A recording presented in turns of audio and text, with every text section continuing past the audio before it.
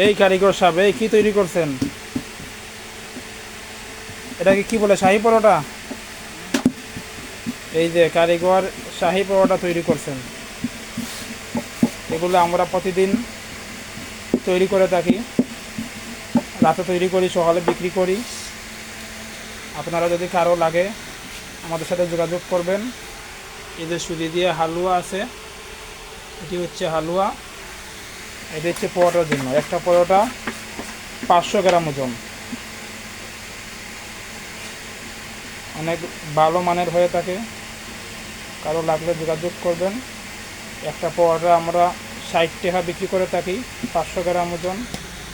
যে কারিগর রেডি করে রাখতেছে, এটা রাত 2টা বাজে উঠে রুটি বেলবে। ধন্যবাদ, ভালো থাকবেন।